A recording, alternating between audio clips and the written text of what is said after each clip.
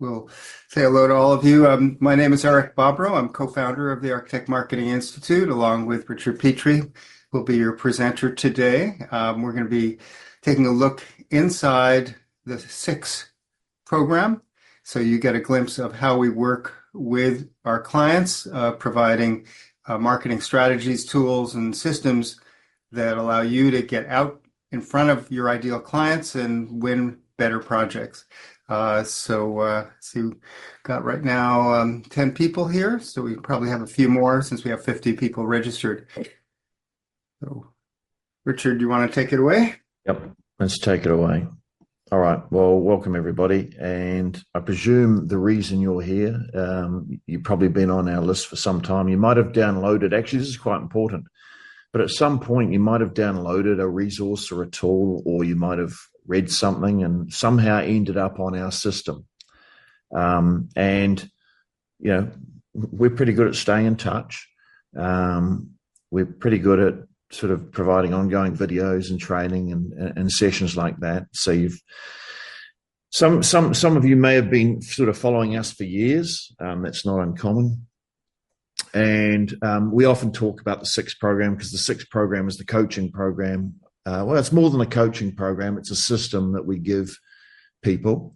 And the point of this session today is really just go through any questions about the SIX program that you may have heard some of it. You may have heard pieces of it. You may have been curious about what it's about. Is it worth considering joining?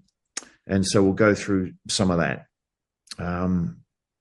It's a reasonably unstructured session. I do have some notes here that I can sort of jump around. It kind of depends on what people want to cover. So I'm going to take the view that, you know, you've got an interest in the SIX program.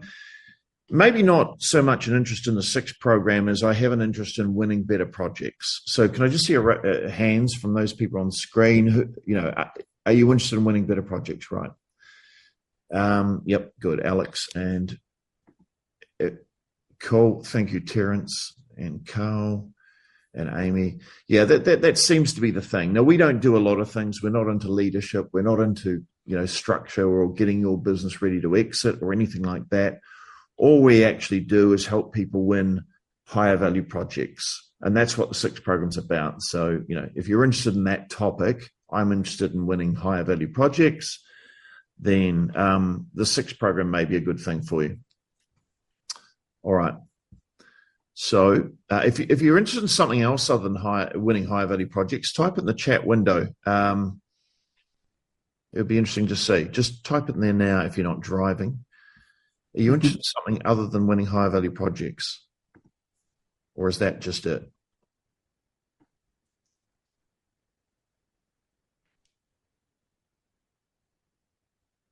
Okay, maybe nothing coming through. So I'm going to assume winning higher value projects is kind of the main topic, which is good. Oh, work-life balance. There you go, says Carl. Okay.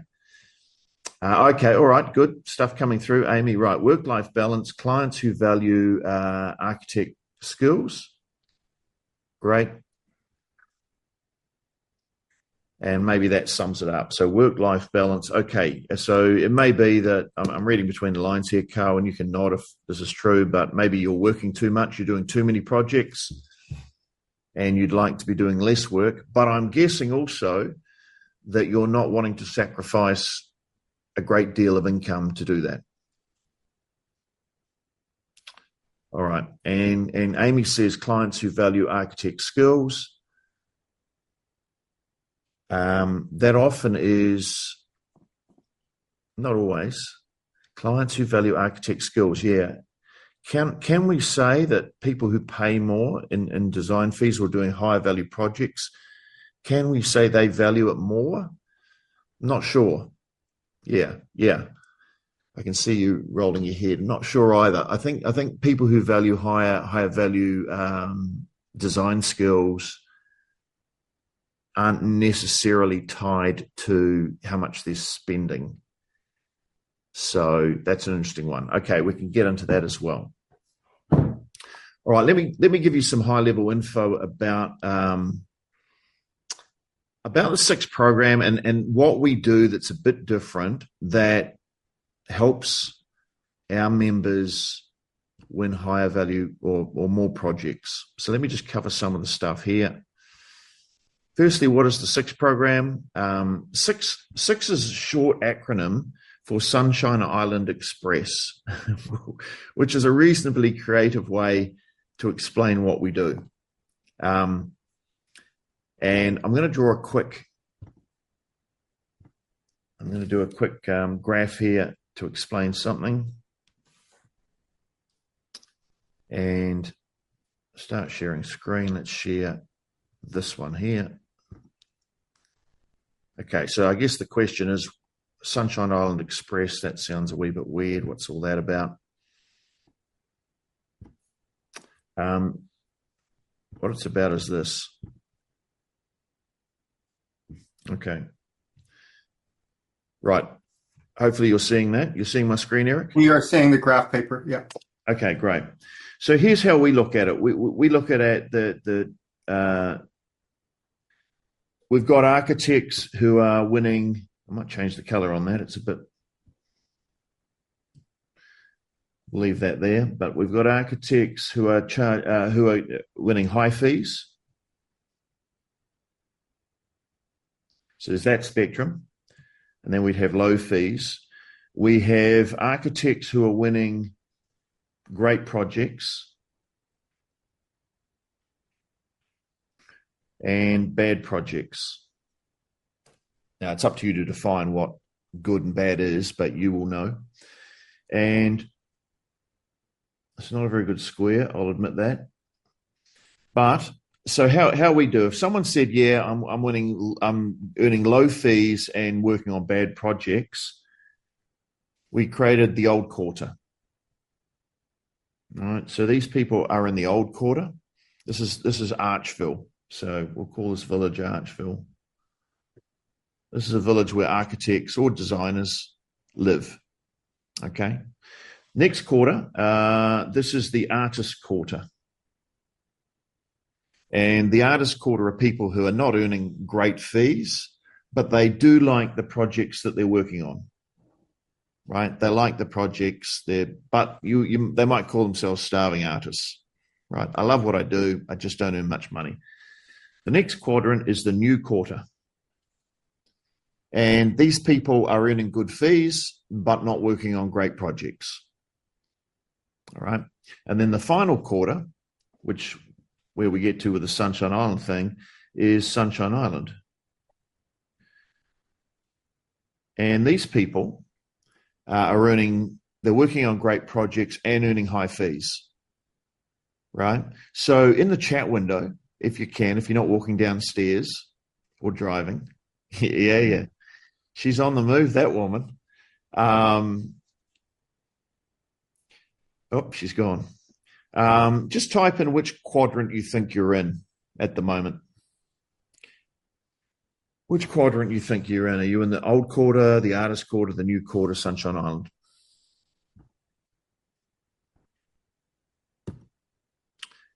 And Margaret says New York State. That's not one of the options. Oh, no, that was something else. All right. Okay, so Amy says all of them. Okay, but if you were to generalize across the board and average them out, which quadrant would you be in? Jessica says the old, and Jessica's in Alaska, I think I remember seeing. So she's in the old quarter. Not great projects, not great fees. Oh, Carl says I'm on Sunshine Island to a degree. All right. I'm essentially retired. Okay, well, good for you. Okay, Margaret says the new quarter. Right, so she's working on good projects, but they don't fill her heart with joy. But she's earning good money, but the projects don't fill her heart with joy. Terence says former Sunshine Island. I'm assuming from saying former that you're no longer there. You used to be there, but where are you now, Terence? Or have you retired too? Alex says good projects, so fees. Okay, so maybe in the artist quarter. I like what I'm doing, but the fees aren't great. Amy says artist quarter. Stephen says old quarter. Stephen, I remember your name. Hey, Stephen, how are you? Erica says artist. Okay. All right. So a lot of you in the artist quarter or the old quarter. Terence lost a major client, so he's gone from Sunshine Island to somewhere else. All right. Okay, so here's the thing. From what I can see, if I was to do another exercise, and we'll do this exercise, then I'll jump in and show you around the 6. We'll do a variety of things. I think I need to show desktop. And we'll jump on. All right, I'll just take you through this quick scenario here. And I hope this helps, right? Because one of the key points I want to get is what I'm going to show you in this. All right, so if I ask, let's say I'm asking myself, I'm consulting with myself, and I go, what were your total fees, Richard, in the last 12 months? And let's say I'm a one-person firm, and I know some of you are bigger firms, but let's just do a one-person firm. I invoiced $150,000. Okay, how much money did you end up walking away with? Your salary and your profit. Okay, $100,000. All right. Then I might ask, okay, how many projects did you do? Well, I'm just a one-person band. I did 10 projects for that $150,000 fee. Okay, that would mean your average fee, Richard, is $15,000. Right? If we just do the math. So I want you guys to think for you, and this is reasonably simplistic, and we are taking a generalization, but have a think for you what your numbers would be. You may be a lot bigger. You may be a bigger firm. I get that. But have a rough idea. What I'm particularly interested in is how much you're invoicing, how many projects, and what your average fee is. Okay. Then let's say I said to myself, all right, where do you want to be in the next 12 months? What do you want to be invoicing? What do you want your average project fee to be? Oops. Well, if you could change one thing about your business, what would it be and why? And if you could change a second thing about your business, what would it be and why? So have a quick think about those things. All right. So if we come back to this and I go, where do you want to be? And let's say I'm talking to myself, which I do a lot. Apparently it's very healthy. Some of the best conversations I have. And I say, right, well, how much do you want to be earning? Well, I'd like to be earning 180. All right. To earn 180, you would have to be invoicing about 240 based on your current overheads. All right. Now, if I said I'm working too hard, like someone said they were working too hard, work-life balance, might have been Carl, work-life balance. One of the ways to get your work-life balance sorted when it comes to, doing this type of stuff is work on less projects. So if this person here went from doing 10 projects down to 6 projects, but ended up earning more, they would have to work on higher value projects. And for a lot of you, this is the big takeaway I want you to get. The reason your business is not working as well as you want to be working is you keep taking on too many low-value clients, right? I can see a couple of heads nodding. Amy, you know this is you.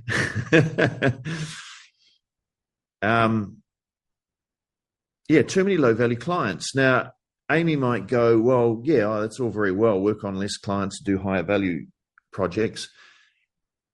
The problem is I can only work on the projects that come to me, right?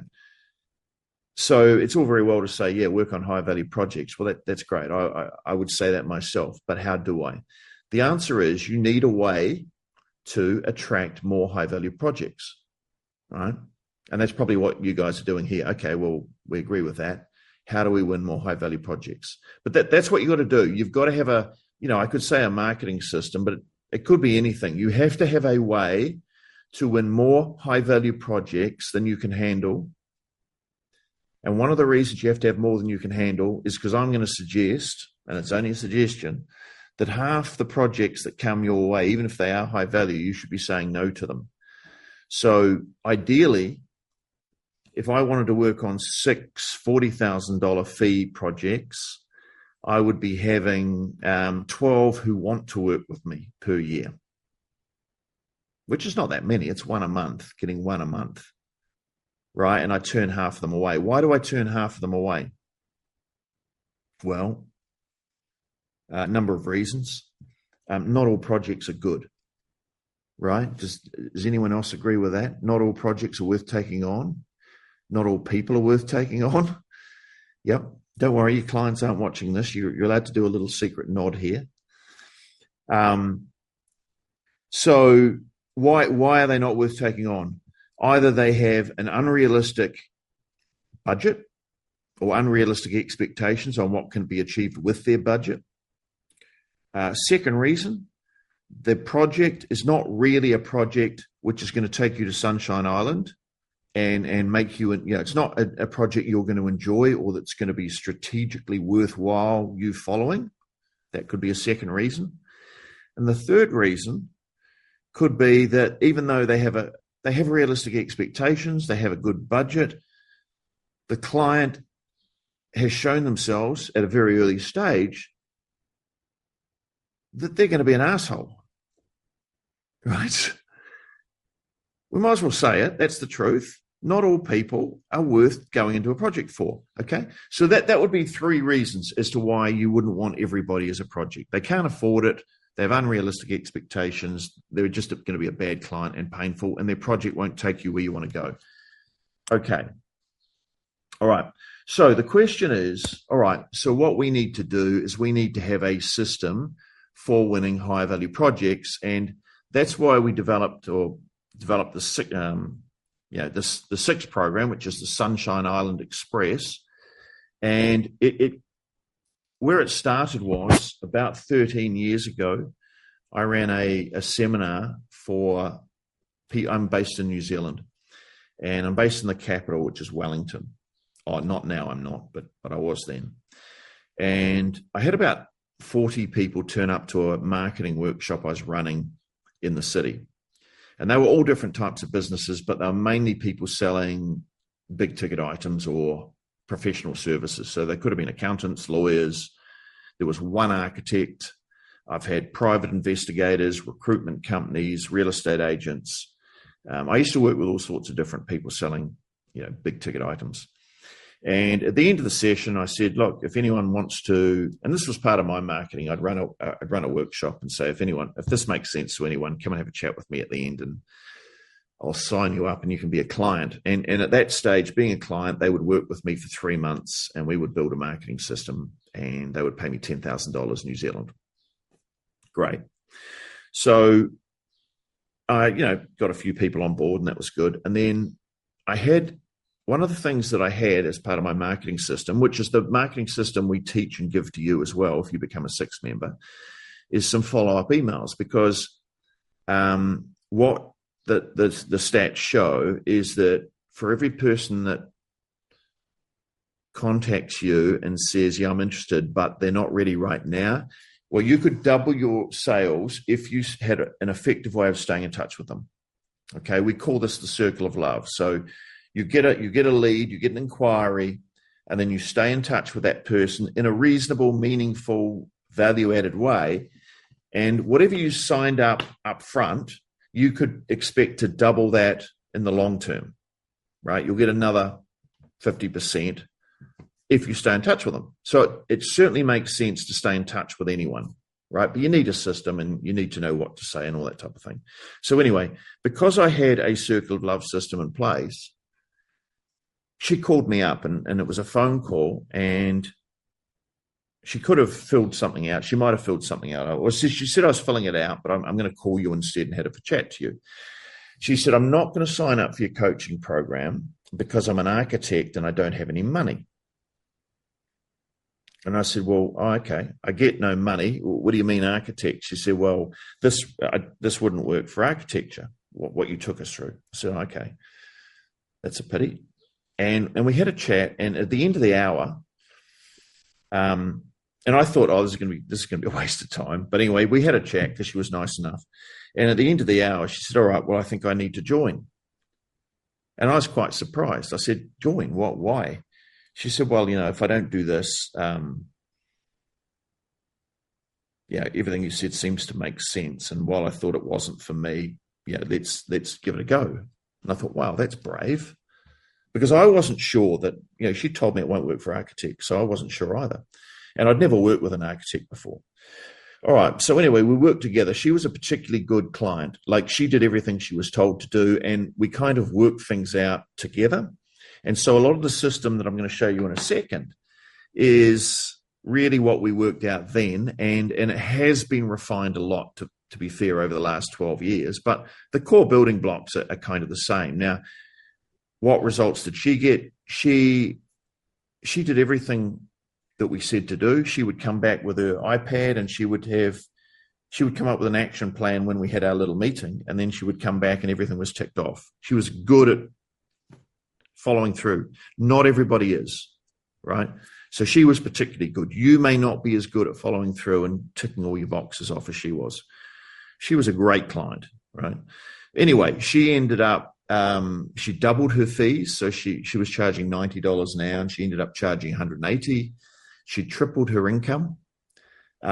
She ended up with, I don't know what she's got now, but about 6 staff. She was just a one-woman band at the time. She's done 2 projects for me. How much have I paid her?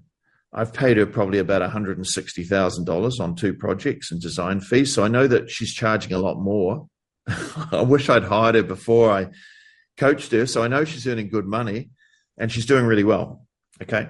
So she was the first prototype, and then it's gone on from there. So I'll take you through the 9 steps that we take people through, so that you know what the steps are and what the theory and strategy is. All right. So are you seeing the right slide here, Eric? You seeing the? Yeah, seeing the 1 and 15 and focus circled. Excellent. Okay. So what I want to show here, these are the 9 steps. So this is kind of I'll show you the marketing system, but this is the 9 sort of foundational steps that we take you through when you're a member of the 6 program. First one is we do get you to set some goals. And while that's not marketing, I do find it's important, right? If I get people come to me, about 1 in 15 people are clear about what they're trying to achieve, and 14 are just muddling away from month to month. Right? So I get you to set some goals. We use a thing that Tony Robbins developed called the 6 human needs. It's very cool. We can do a lot of persuasion stuff with that once you learn about it. But to start with, we just want you with a highly motivating goal. Right? So you'll go through, that'll be step 1. You'll go through the videos, and I'll show you the videos in a minute. It does make a big difference, as you guys know. It makes such a big difference, in fact, which is what effectively the way we do the goal setting is more like coming up with a concept plan. Can you imagine trying to create a building without a client who's signed off on a concept? Right? It can't be done. You would never start a project without having a concept mapped out. And yet, when it comes to our business and our life, we don't have a concept plan mapped out that we've signed off on. It's kind of weird, isn't it?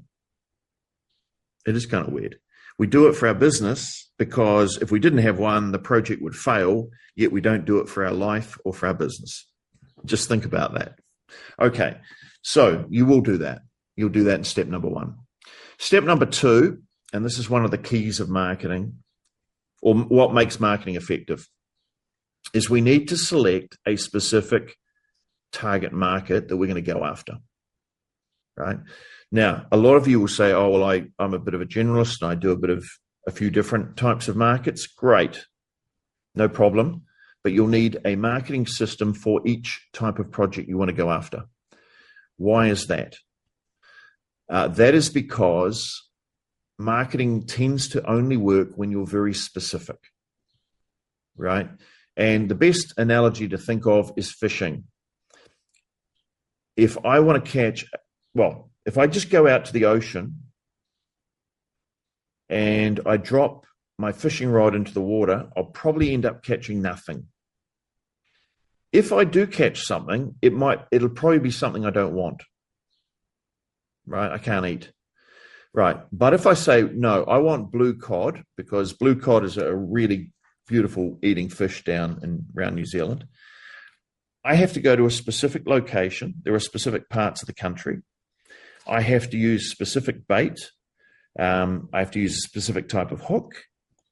And yeah, the thing about blue cod is they often don't swim more than 100 meters from where they were born. So when you go fishing for blue cod, you'll often, if you've found an area of them, you'll set up your satellite navigation and you'll plug it in so that you know where to come back to, because they'll be there next time. But if I'm 200 meters down the water, I'll catch nothing. I won't catch blue cod. So it's kind of the same when you're trying to catch specific projects. You need to be really targeted. And so any marketing system or any marketing approach needs to be customized for that particular type of project that you want to catch. To give an extreme example, people who are looking to do, adaptive reuse and convert maybe offices into residential accommodation, they don't care about residential accommodation or, houses. They don't care about passive house. They don't care about, historic buildings. They don't care about anything but converting office spaces into residential. So if I was going to target those people, and they're usually developers or building owners, they're a specific type of fish. They only care about a narrow band of things. And those are the things I've got to talk about. Okay. Next step is we want to, it's not enough just to say, I want to target a specific type of client. I've got to position myself as the number one option for that type of client. Okay. Now it's to some degree, I say it's easy to pick a niche. Not that many people do it very effectively, but I can train you to do it. This bit's a bit harder for architects, is how do I communicate my value so that we are seen as the number one option? How do I do that? Because there's a lot of good architects in LA and we're up against a lot of different people. And how do I do that? Okay. And I'm going to show you a tool once I've gone through this thing here, but I'm going to show you a tool, which is one of the tools we use to help people communicate their value, right? The answer is you've got to make yourself special. You've got to be special. Your mother told you were special when you were growing up, and she was right. But not everybody else is telling you that so often, are they, Terence? Not as often as you'd like, right? Right. So we've got to put in place some systems and tools that we can use to make ourselves seem special again, not just to our mother, because she doesn't do that many projects, particularly not the ones that we want to do. So we need to be special to the property developers or the residential homeowners who have big budgets wanting to do our type of projects. We need to be special. So we use a tool. One of the tools we use is called the $1 Million Message. So Eric and I are very good at helping you communicate your value and positioning you as the number one option. And I'll show you an example in a minute. Not yet, but in a minute. Okay. And you do need to be different. Everybody, doesn't matter what business you're in, you've got to be different. You've got to be better, because if you don't, you may be finding that when people line you up against your competition, and let's say you're in the middle, you're the green one, and someone else is cheaper, they go, well, the little red box is cheaper, so we're going with them because their fees are less, right? Not a good situation to be in.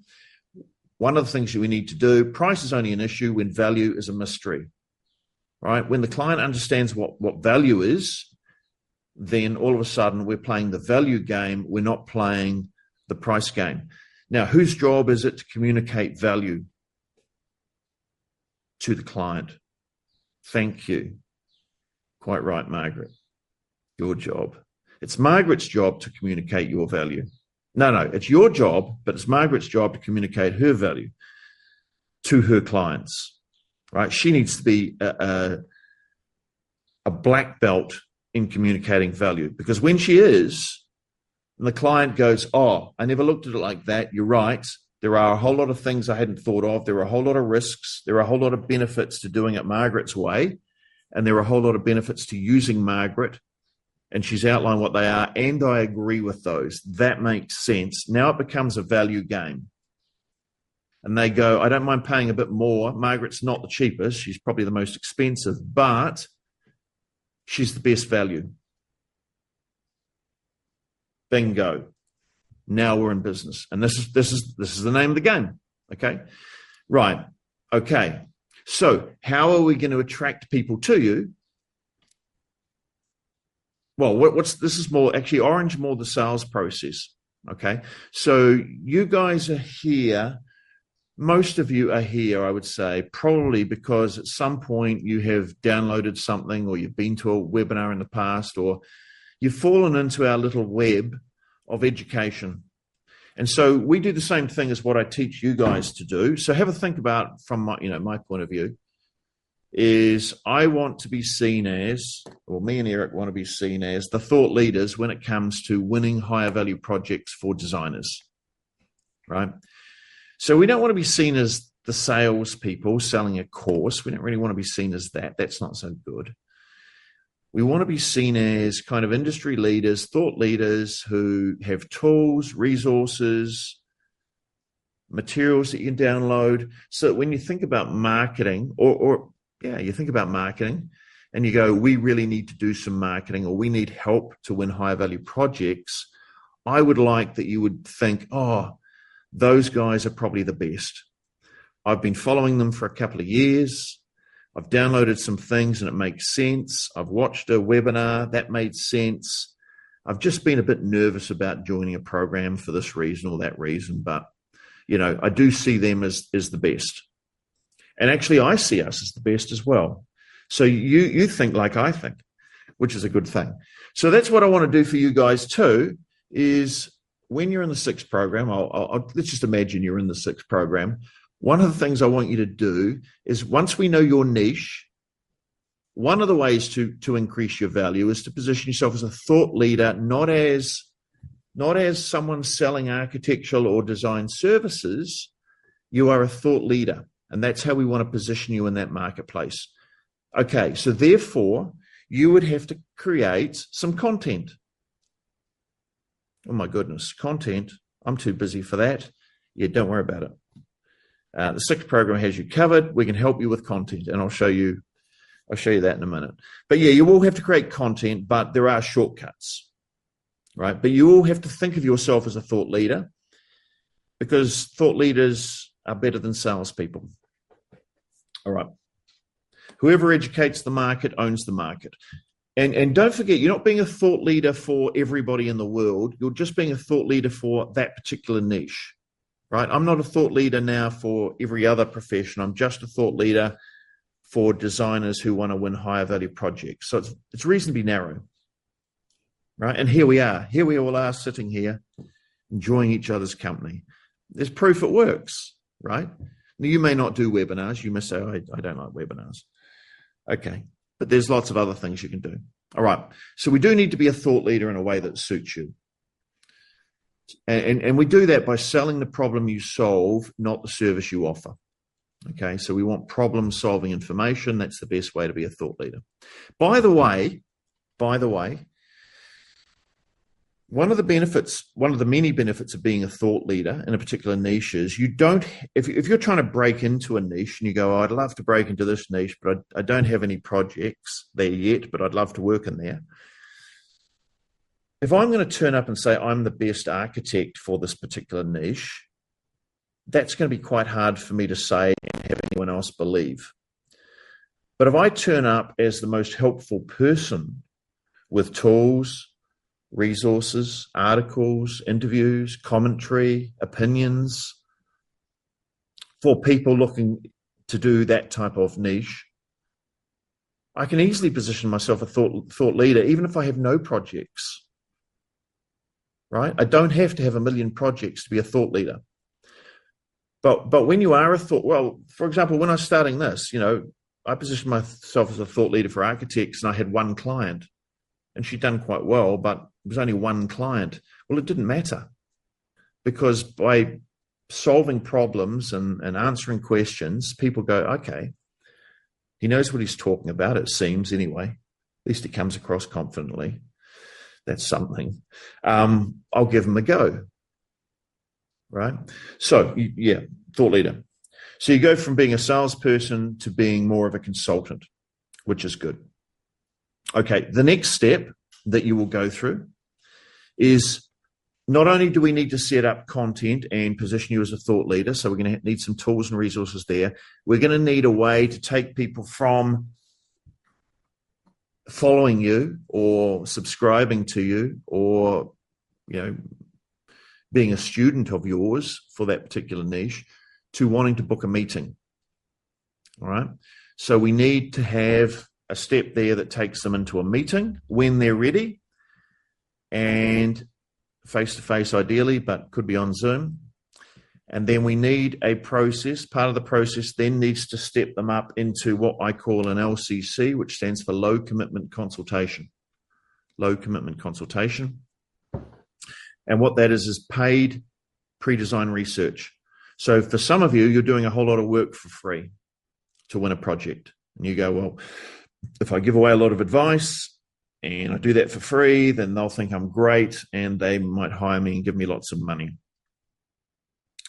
And that does work sometimes, but you also get burnt sometimes, a lot of times as well. We've found what works is where you structure up a package for paid pre-design research and they pay you money to do that. All right. Typically, for a small residential project, it might be a couple of $1,000. Right. And we've got some very good systems and scripts and videos and things like that for selling it. Okay. Then you need referral systems. So how am I going to get people to follow me or consume my content? One of the key ways is referrals. We have other promotional strategies, and then circle of love, which is staying in touch with a list of people that's building like a snowball. Okay, so we get you to put in place referral systems.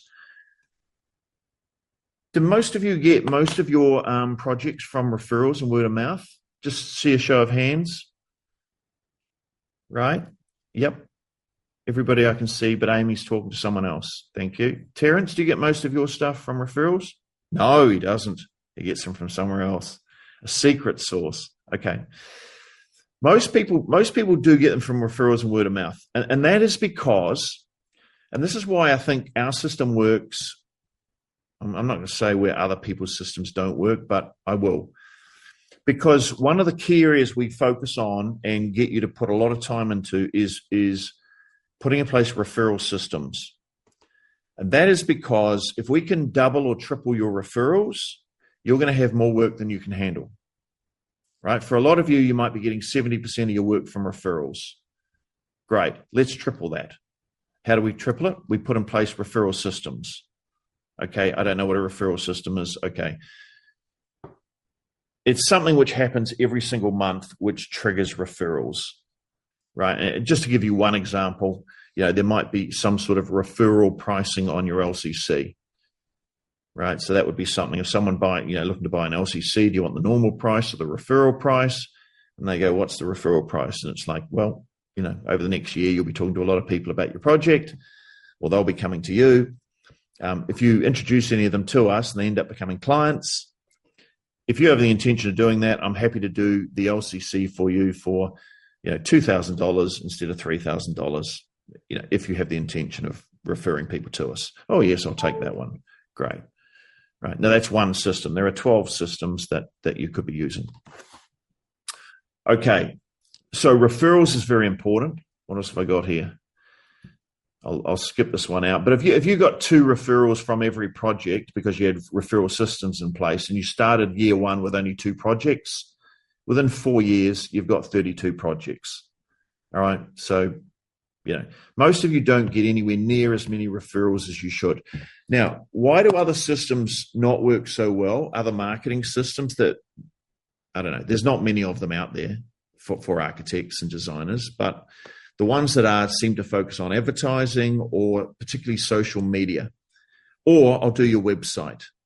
Right now, let me tell you about those three things that I've learned in 13 years. Advertising primarily doesn't work particularly well for designers, right? Most of you will have spent a few $1,000s and got nothing from it, right?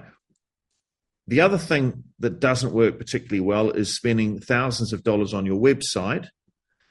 Don't get me wrong, have a website, have your name, have your contact details, have a few basic things on there, but it doesn't need to be an expensive website, because having an expensive website won't get you more projects either. And then the other one that a lot of people, there's a lot of agencies who will do, I will do social media for you. And that usually consists of, give us, say, $3,000. We've done this. We've done this as well. We've been burnt by companies doing social media for us. Give us $3,000. We'll get you set up. And then give us $2,000 a month to spend on advertising. And then give us $2,000 a month for our fee, or something like that, $2,000 or $3,000. So you're spending $4,000 up front and maybe $4,000 or $5,000 a month for them to go out and post content for you, right? Now, usually that doesn't work very well. Why not? Why not?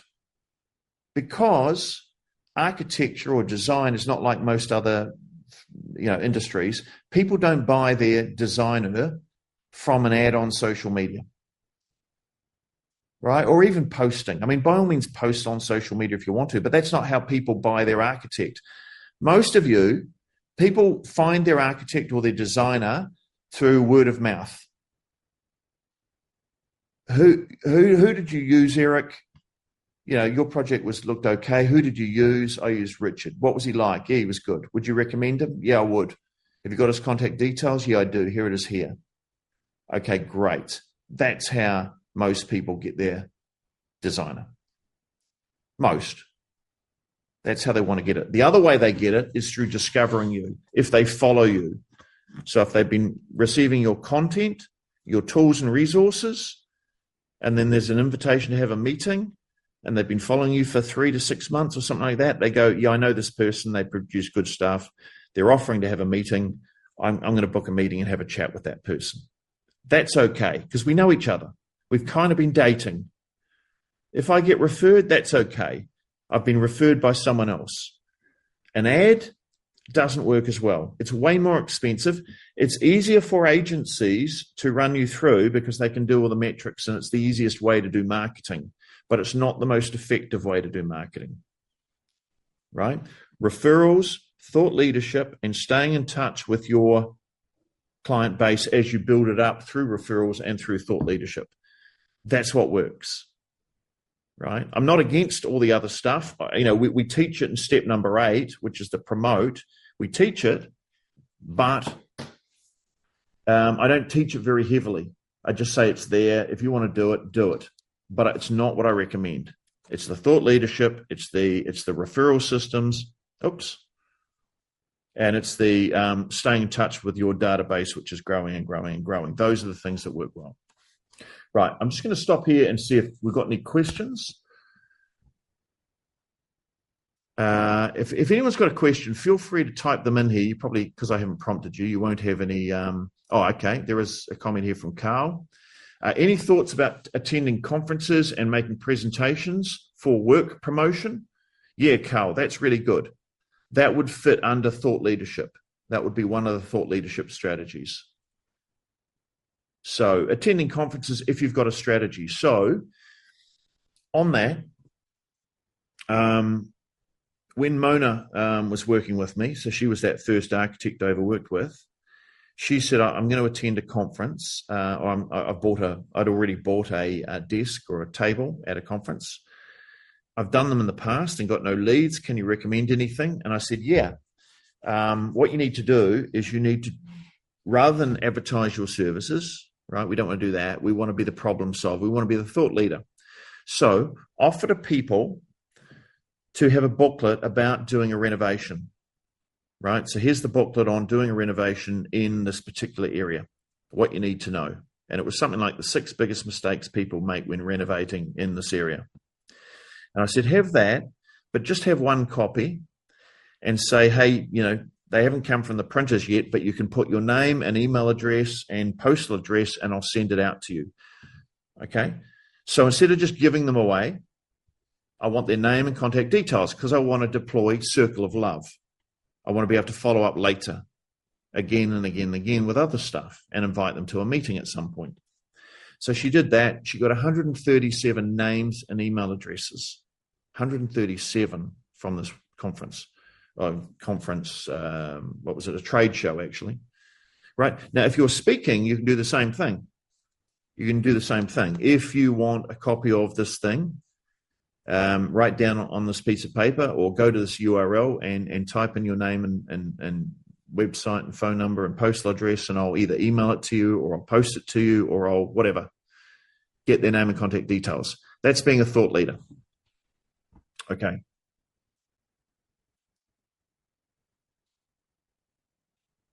Another thought is getting technical teams to promote our service. Yeah, well, maybe you're talking about the agencies, and agencies will typically they'll promote your firm on social media, and typically it won't work. And if it does, fantastic. But it's quite expensive, right? It's usually $3 or $4 to set up. They want a $2,000 fee at least. They want you to spend at least $2,000 on advertising. And I mean, we did it once. We thought it might be a good idea. And after about 4 months, we pulled the pin and we were down about $10,000 and we pulled the pin. There's no guarantee or anything like that. Newsletter for current and past clients, says Carl. Carl, yes, I do have thoughts on that. That would be part of the referral strategies. Okay, so the newsletter would be part of step number 7. Okay. So good questions. All right. So what we're going to do now is I'm going to take you, that's the theory of the 9 steps. I'm going to take you into the member area and show you what it's like, how you're going to, what it's going to look like. And we'll talk about the training and how we get you through the program and how we get you getting the results. And I'll talk about a bit about results and what we guarantee. Okay. So hopefully you're seeing this is the training area. Are you seeing that? Yes, we are. Just zoom in a little bit. Yep. Well, I'm going to show big picture, Eric. So okay. So this is kind of where you'd come into. This is where everything's set up. And you'll see a number of different tabs at the moment. This is highlighted. So we're in the 6th training. Okay. So, the 6th training is those 9 steps I talked about. So if I was going to go into value, let's go into value. Right. There's a number of different tools we've got in here for communicating your value. Right. And you'll go through all the different steps. Now, how the program works is we actually give you a marketing system. We give you a marketing system which is generic and has everything you need. And then what you'll do is you'll go through the training here and it'll tell you what to do, and you'll adapt the marketing system for the niche that you want to target. So it's more of an adapting process than it is a building process. Okay, I guess we'll give you a home and you will interior decorate it, depending on the niche you want to do. So that you go through the 9 steps. Okay, that's great. And we build the whole marketing system for you. You adapt it. Okay, makes sense. Cool. Anything else? How do I adapt it? Oh, okay. Well, you can adapt it by either going into the member vault and having a look to see what other people have done. And you might see someone in there that has similar niche to you. And there's a whole lot of tools and resources in here of what, there's newsletters, there's miscellaneous stuff, there's how people do their proposals when they're doing an LCC, that's that pre-design research. There's everything. There's monkey's fists, which is tools and resources that you can give away that help people understand various things. So if I just highlight this one and see what comes up. Okay, so this is a process map. that Rachel Burton did. In fact, I helped her make it. In fact, I might have even made it for her. But anyway, and it just shows the custom home renovation blueprint. So you can, that's the key, that's the process. These are the different steps and kind of what you need to know. And here's the process, and here's something else, right? So there's all these really good tools and resources that you can go into and look at and go, oh, I would like to do something like that. And if they're in the web, you're more than welcome to model your version on them. You can take a version and you can, right. So you're not starting from a blank page. There's lots of stuff to look at, and we've only collected the best stuff. So there's some really, really good stuff in here that just makes it so much easier. Okay, is that all? No. The other thing we've got, as well as the Vault, which makes things life easier, is this new tool over here. Oh, by the way, everything, you can see the Sunshine Island app here, the whole system. I won't go into it because it's kind of technical, and we can show you if you want to book a meeting, and hopefully you do, but we can take you through in greater detail a bit later on. But the whole system is loaded on this, and this is where, from the app, you have an app for your phone. You can adjust the system, you can change the words, you can change images, you can do all sorts of changing of the system through the app. Okay, and you can see leads coming in. You can see when someone's downloaded, let's say, a tool or a resource, all that type of stuff. You can see when someone's booked a meeting with you, so they've had an automatic follow-up to say, hey, book a meeting. You can see that. All right, but I want to take you through this. Now, this is a new tool that Eric's put in place. Really, really awesome. Most of you will be familiar with AI to some degree, ChatGPT. Now, AI can be effective for doing design, and AI can be very effective for writing things up. Like if you're not sure how to communicate value, you can go through this and say, I want to create $1 million message, and we're going to do that now. I want to create $1 million message, and I'm going to do it here. There is a voice one where you can just talk to, right? So there's two options. You can either just have the AI talk to you and ask you a series of questions and get the ingredients it needs to create $1 million message, or you can fill it out in text. Okay, so we'll do this one here because I might be able to do it just a little bit quicker. And we call this Little Rich. So Little Rich is your AI tool. Now, what I'm trying to do here is I want to communicate my value for something. So I'm going to say I want to create a meeting. Let's say I've got 30 people on my list who have downloaded tools and resources, and I want to create a meeting that they want to come to. No, I want to do one for my paid pre-design research. All right. So please start the conversation with a name. Okay, we'll just call this a test. And it's going to help. What it's going to do, it's going to help me come up with the words for my marketing. Okay, right, let's start from scratch. What it can do is we can go option B. Once you're a member, it will do research on your website and your LinkedIn profile, so it'll know who you are and what you do, and it can do some background research. But in this case, it doesn't know anything because I haven't. Can you zoom in a little bit? Yeah. All right. So what I'm going to do here is designer's name. Okay, Richard Ptry. I'm not an architect. You wouldn't want me to be an architect. I'd be terrible. I wouldn't hire me. And you certainly wouldn't want me to design your house or anything like that. Full disclosure, I'm a marketer. Ptry Design.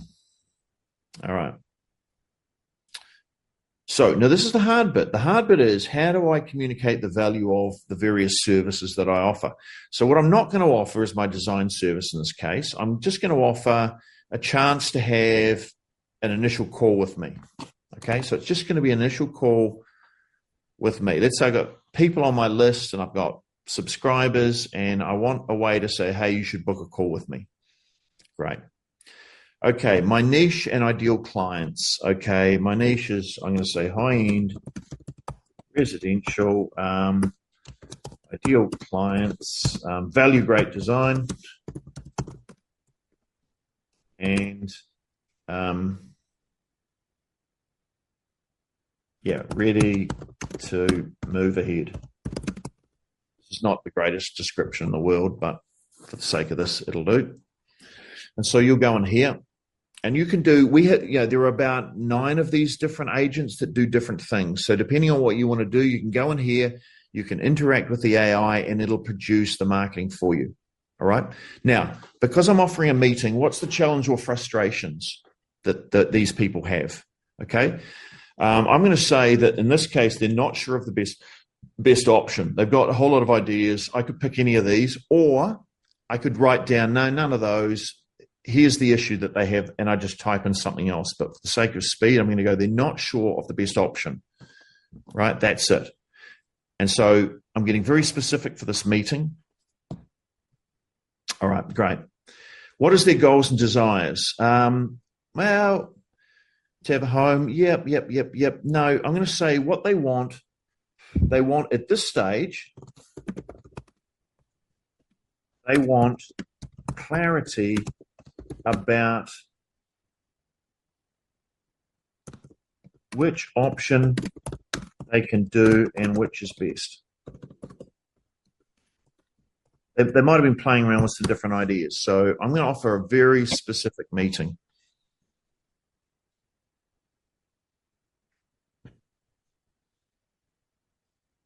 All right. And what's their fears? Their fears are, I don't know, starting a project that is not, I don't know, the best option. So therefore overspending or getting the third best design option. These people really want the best option when it comes to design. Okay, great. Now you could do this, depending on what sort of clients you have. You can change the psychology of the client of what they want. We're not limited. We can do as many of these as we can. Transformation, right? How does your Ask the Expert call, which is just my free initial meeting, transform the client's situation from before to after? What positive outcome do they experience? A, clarity. They're going to get clarity. So I'm going to have a meeting with them. We're going to discuss some options. I'm going to steer them towards their best option. Okay? So that's a very specific type of meeting. Okay. Oh, X factor difference. What makes your approach unique compared to others? Okay. I said you've got to be special. Do you have a special method, expertise, or philosophy that sets you apart? Yeah. Let's say I have a different method and I have a set process. Well, I have a proven process for analyzing options. I have a proven process for analyzing options and finding the best one, right? Okay, good.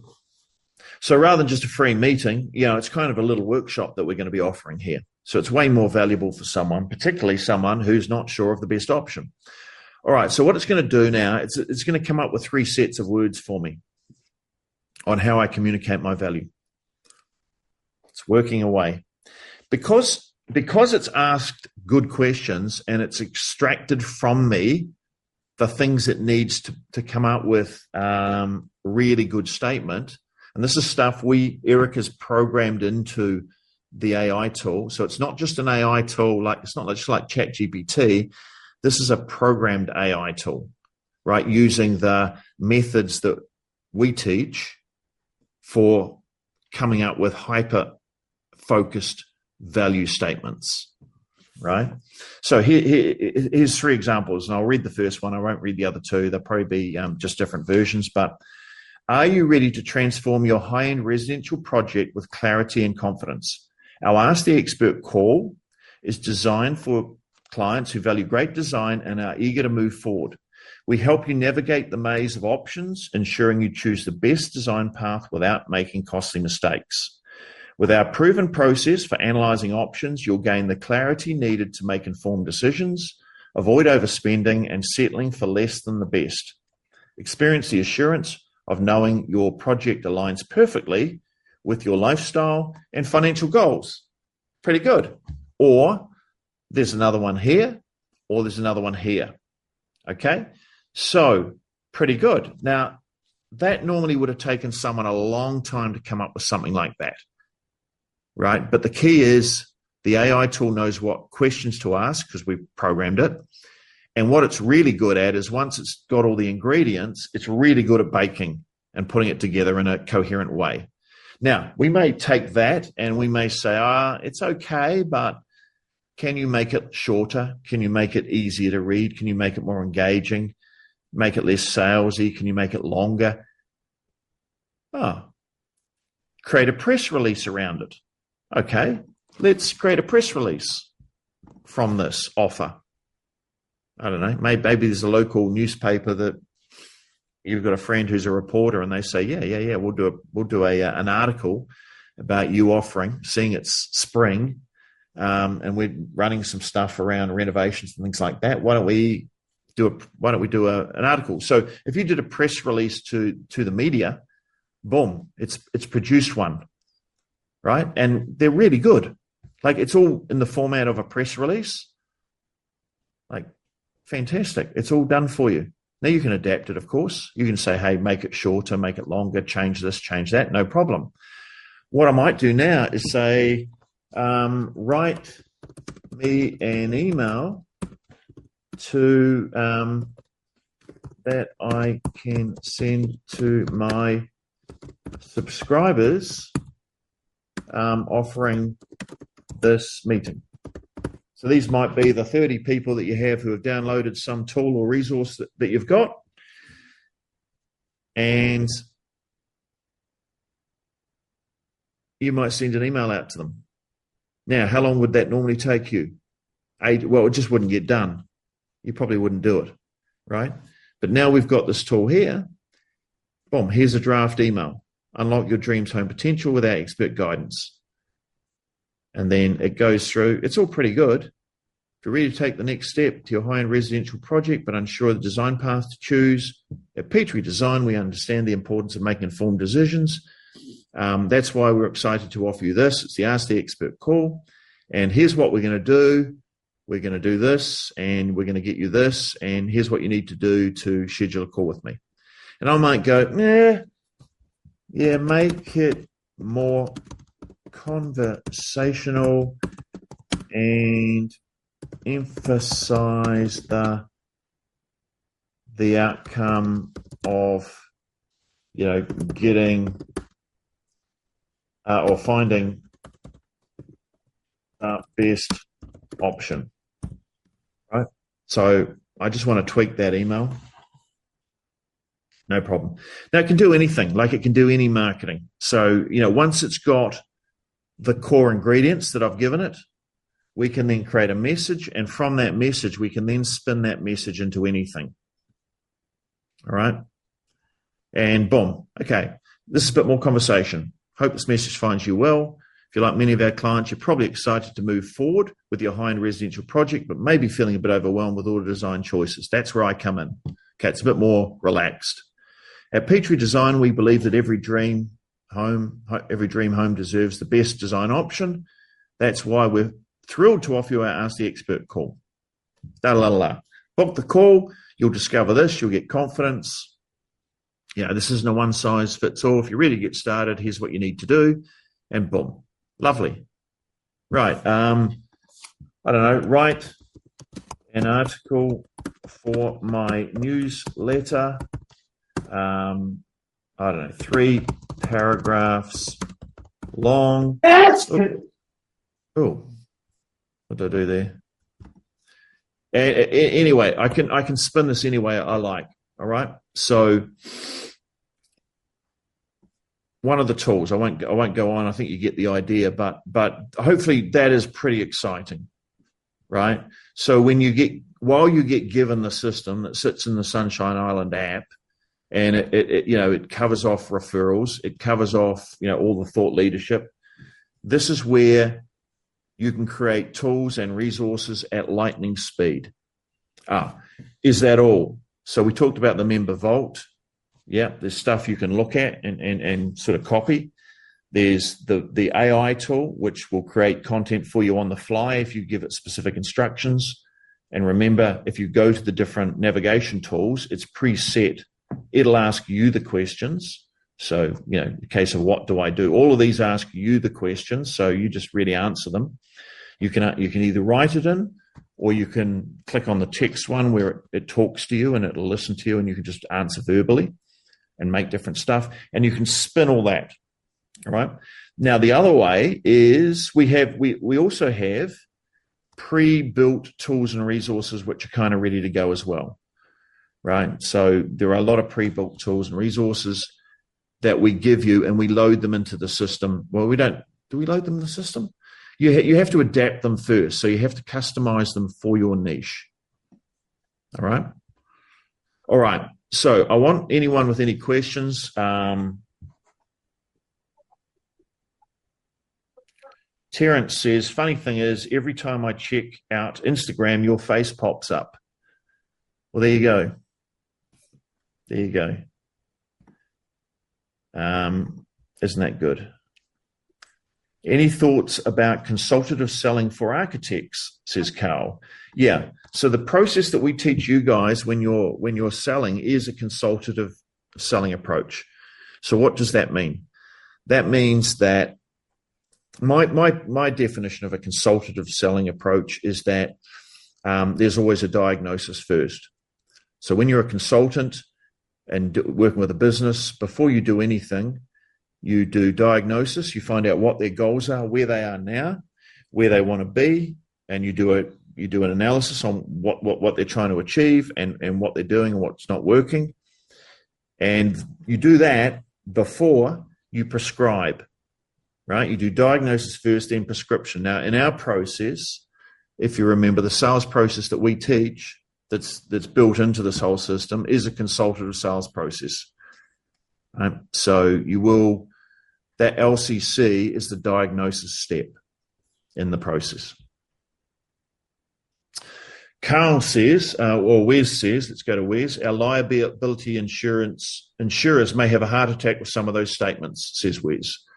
Maybe you're talking about the AI statements, are you? Yeah, well, you're talking about a free meeting where you're helping them work out the best option. So at the end of the day, it'll come up with the words.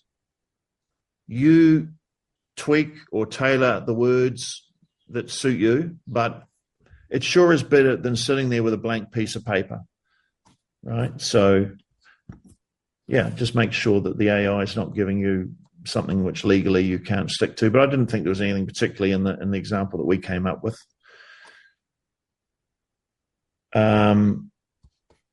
Carl says we might need to be careful with artificial intelligence. It might exaggerate too much.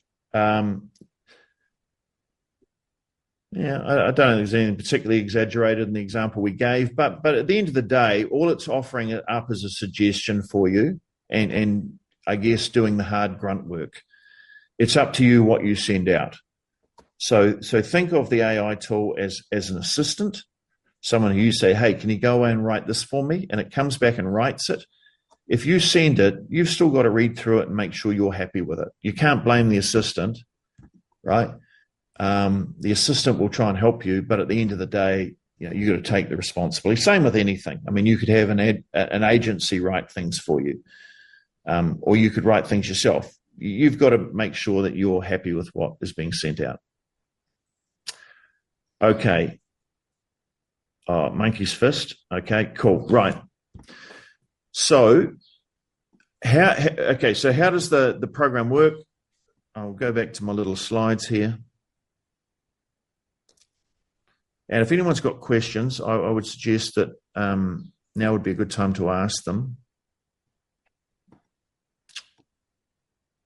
Yeah, so Jessica put in a question about starting her own practice and having experience a lot more in her a lot more to offer than her portfolio suggests. Right. But it's a new niche. Right. So what's the question? The question is, what do I do? Mhm. Yeah, well, okay. If we go back to this thing here, Maybe Jessica, can you put on your camera so we can see you if that's possible? if I go here, look, if you do the 6 program, if you're going into a new niche, the thought leadership will be really important for you. Step number 4, where you identify the niche and you want to position yourself as a thought leader, which means you're going to have to create content and solve problems. And like I said earlier, the good thing about being a thought leader is people can see you as an expert, even if you don't have a portfolio, because they're following you. They're following your advice, your opinions, your all that type of stuff. So you can still position yourself as an expert. The other thing you would need to do is find a referral network for people in that area. So step number 7 is where you will say, right, who are the people, who are the influencers within this particular niche who could be referring me work if they wanted to? Right. So depending on the niche, you might say, well, who are the builders that work in that area? Right. I may need to connect with them. Who are the interior designers that work in that particular niche? Right. I may need to connect with them. Right. And there's a thing called, in step number 7, one of the strategies is a thing called the Dirty 30, which is where you connect with 30 people who could or should be referring people to you. And you have a systematic approach to building a relationship with those people over 12 months, with the view that some of them may end up referring you work. Right. So out of 30 people, if you targeted 30 people in a particular niche who could potentially refer you work, and only 20% of them ended up referring work to you, that would be 6 people. Right? 6 people referring you work. That might be more work than you could handle. And you might say, but 80% of people aren't sending me anything. Yeah, who cares? 6 of them are. Like 1 in 6 or 20%, 1 in 5 are referring you work. It's all you need. You know, that might double your business. But they might all be coming from that niche that you want to be working in. And then staying in touch with people as the thought leadership builds up and you build a following. Like we've got about 40,000 people on our circle of love, on our database. And I know we're a different business from you. You may not need 40,000, but maybe you only need 40. If you had 40 people in a particular niche, like that's a good list, right? That are following you and have downloaded something, and you could send them an email through the marketing system that we've got for you. 40 people would be, if only half of them ended up doing a project sometime in the next 2 years, but you don't know when, that would almost be 1 per month who's making a decision to go ahead. Right? So 20, half of 40 is 20, and over 2 years, well, it's 24 months over 2 years, 1 of them per month. So staying in touch with these people in the circle of love is a really smart thing to do. And then you just get them into a meeting, you sell them an LCC, you sell them into design. So there's a set process for that. All right. Now, guys, we do the same thing. I mean, a lot of our we don't have an LCC. We're not an architect. We don't have that step, but we do have a meeting. So the next step for you guys, look, if you're thinking, if any of this makes sense and you think you would like to get some help, and you would like to talk specifically about your situation and specifically about how this system might work for you, the next step would be schedule a call with us, with either me or Sue, and Eric will put a link into the chat window there. Go and pick a time out and we'll take you through it in more detail. Okay. Now I'm going to give you more detail now, but schedule a time, because one of the things that we do is we guarantee everybody who comes into the program, we have a guarantee that they're going to get a certain result. So I'll go through that now. I'll just show you what that is. Okay, on my screen. Now I've got to share it here. Okay. So unlike an agency where they go, we'll do our best, we'll do some social media and we'll do some posting for you and maybe we'll do some advertising for you. And they go, well, do you offer a guarantee on that? And they go, no. And they go, what? You go, why not? And they go, because it doesn't work. Well, they don't say that, but they'll say something else. But the answer is they don't offer a guarantee because it probably doesn't work in a lot of situations, right?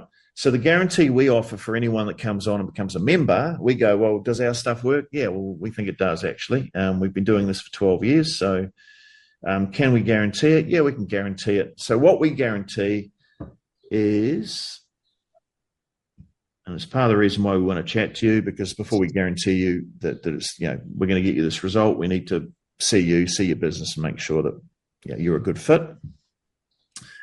So 6 clients is what we guarantee in 12 months. 6 clients. Now, what does that mean?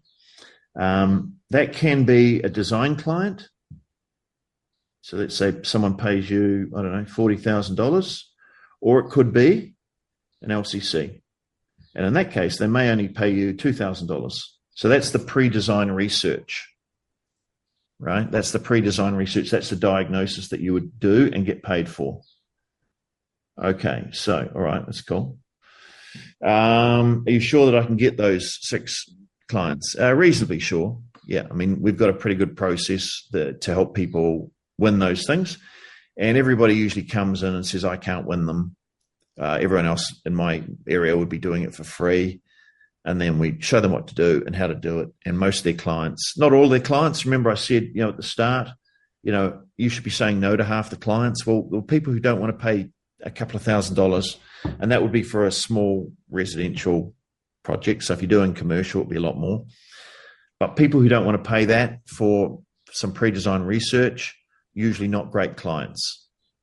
So it's one way to sort of test whether they're qualified or not. But if you got 6 of them times 2K, let's say you only got LCCs and you didn't get any design clients.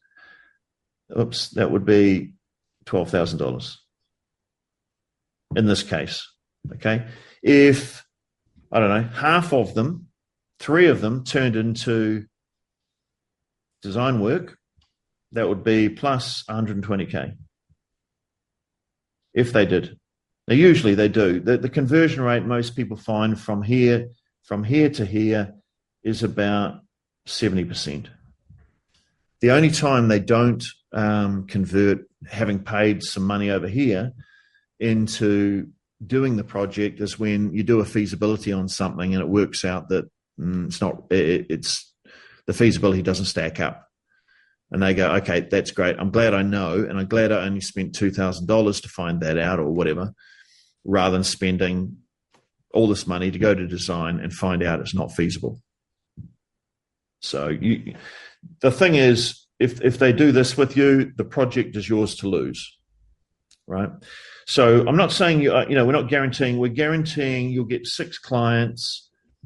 Yeah, either that or that. If they're all just that and none of them converted to design, it would be that. And that is more than what you'd pay to be in the 6 program.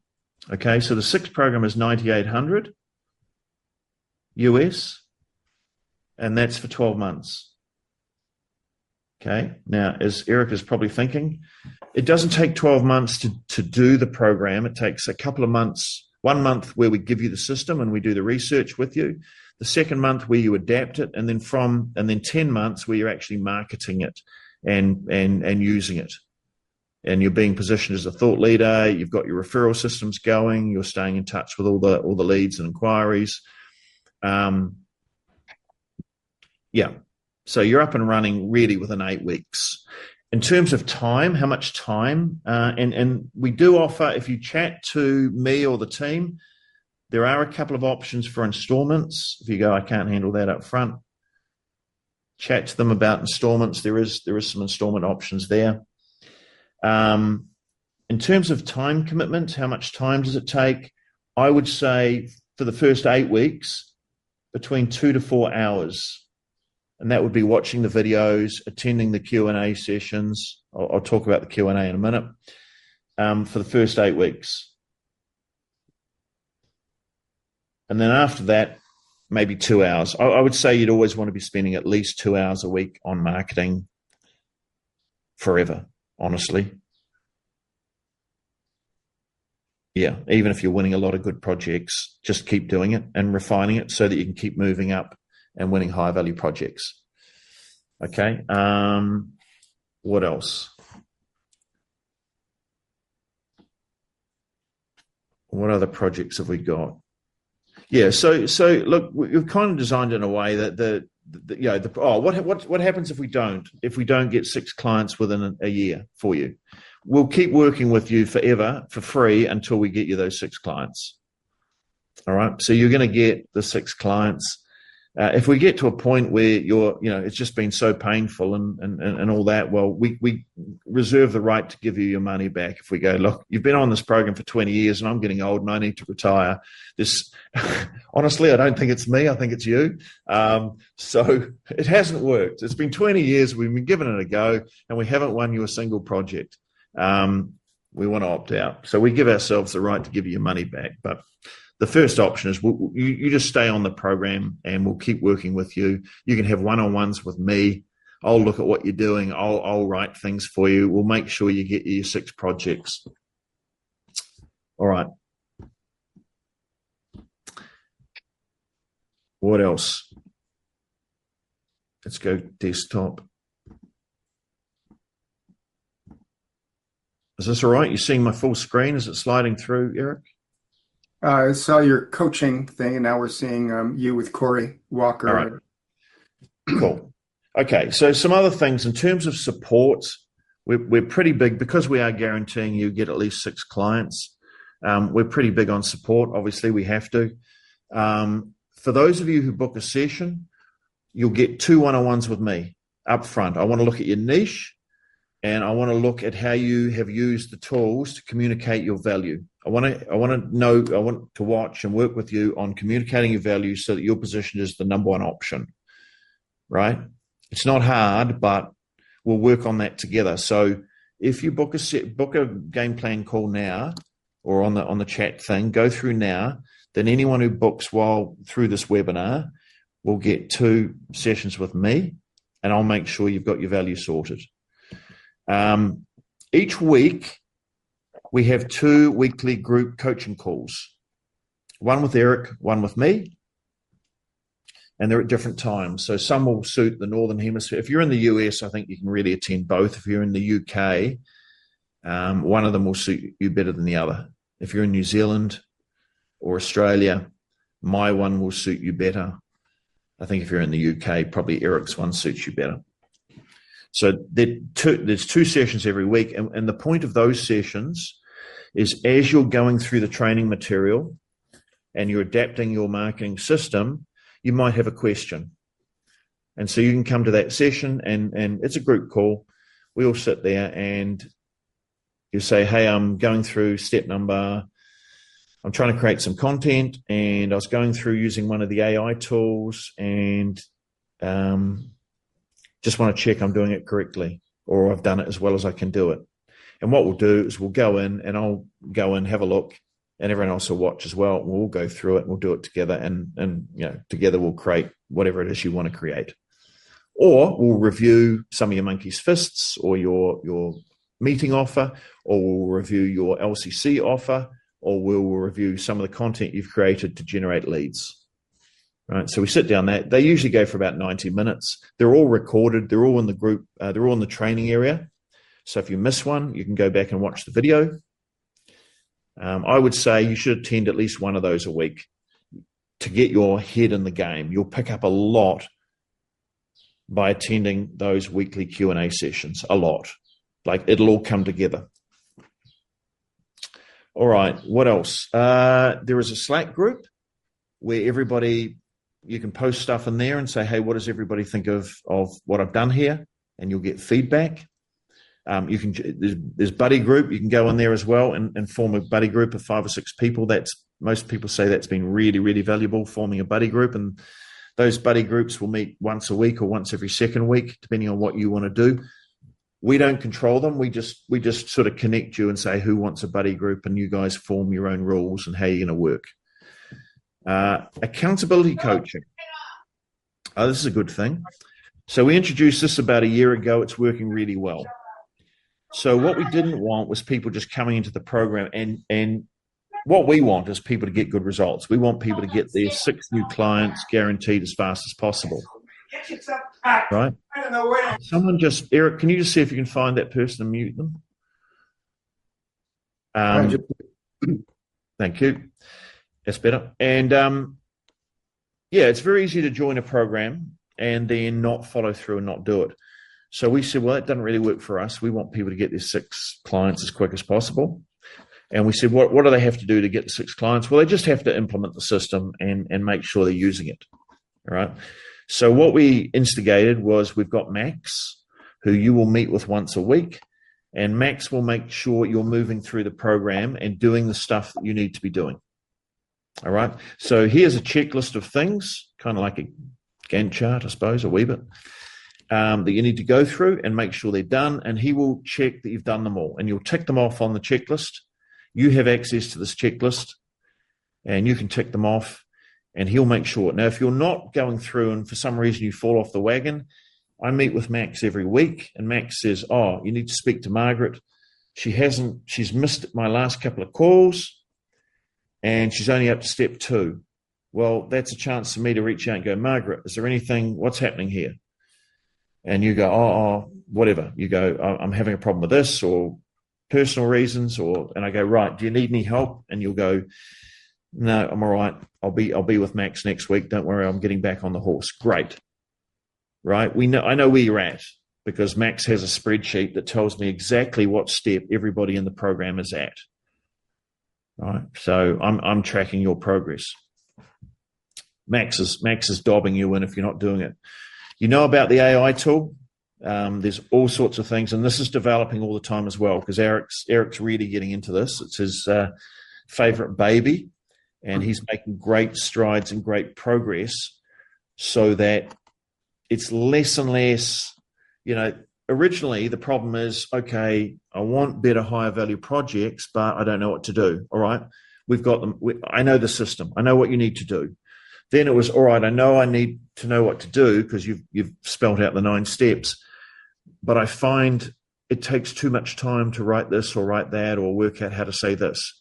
Great. No problem. We've got the AI tools, right? And they just do it for you. Like, it's sped things up so much. It's incredible. What else? There's a lot to the marketing system. There's a whole lot of things you're going to need if you're going to create a marketing system by yourself. Is it a lot to put together? It is a lot to put together if you're going to do it on your own. So the secret is we do it for you. We give you a lot of the stuff. We set up the systems in advance for you. You've just got to adapt it for your niche. All right. So landing pages you will need, same as the ones that you use. That you guys are all on a system. We're using the same sort of system for our business. At some point, you would have come to a landing page, filled something out, and it's your name and contact details have been captured and gone into our system. Well, that's exactly the same thing as we will set up for you. We'll set those up for you. Emails. Well, you'll notice that, we follow up and we send you emails and you read some stories and things like that. We set you up with emails as well. We set you up with emails. Now, can I adapt them? Of course you can. You can adapt the emails. You can put in your own emails. But, it's there. Newsletters. Someone talked earlier about referrals. Well, one great way to stay in touch with people, your Dirty 30, your referral network, is emails and newsletters. So we have newsletters done for you. They're 80% done. You just have to adapt them. Videos. How do I communicate some of the steps or some of the process that I want clients to go through that you're recommending? Well, we give you videos. Oh, does it have your New Zealand accent on it? It's got both. It's got one American accent and one New Zealand accent, and it'll explain to people. You can send it before the first meeting what the process is, how you work. Talks about the value of the LCC, the pre-design research, and does all the education and communication for you.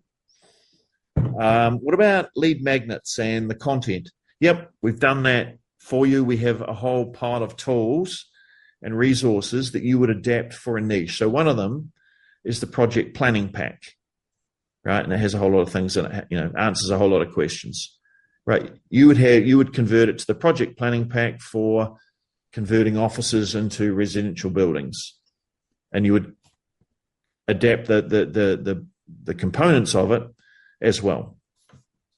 So that's all done. Appointment setting systems, we set that up for you. Yeah, I mean, all those things. So we said all these things are given to you, or they're set up for you, and your job is to adapt them for the niche that you want to work on, okay? And including the appointment setting system. That there, it automatically books appointments for you if someone comes through and wants to book an appointment for you. That's it. I'm not going to go into that one. All right. Great. So, Eric, I'm going to hand the mic over to you. And if someone's got questions, now's a good time to type them in. Happy to answer anything that you've got. Yeah, sure. I see Terrence asked, is Max human or AI? Max is actually on staff, a human being that you'll talk to. We are getting more things available through AI, including voice, interactions, but Max is a real person. So yeah, he'll help you, and definitely you'll feel comfortable with him. He's let's see. So Carl asked about professional liability insurance. Not going to talk about that. You all know that you need professional liability insurance. So, okay. U.S. price. We're not experts in that. We're just experts in winning projects. You need someone else for that. Yeah. So, Terrence, are these U.S. prices? Yes, they are. We sometimes make accommodations for people in other countries. Where are you located, Terrence? You're muted, so we can't hear. Australia, Eric. Australia? Okay. Australia, yeah. Yeah, we do make some accommodations there, so you can, during your game plan call, you can discuss that. So we still have a dozen people here. So Amy, you've been pretty active here. Anyone else have some questions? You feel free to open your mic and just say hello and say what's your biggest takeaway. That would be the other thing that's always interesting, is just what did you feel was the most interesting. Of course, as Richard said, I love the AI stuff because it's all of a sudden made it so much easier for all of our clients like you to implement the system. It's just so, you can just almost instantly have these things. And then the other thing is, you have to keep marketing. You have to be in touch with people. You have to write emails or put articles on your website or do social media posts or something just to be out and have fresh stuff. Now, instead of it being a pain and a headache and you don't want to do it, now it'll be fun.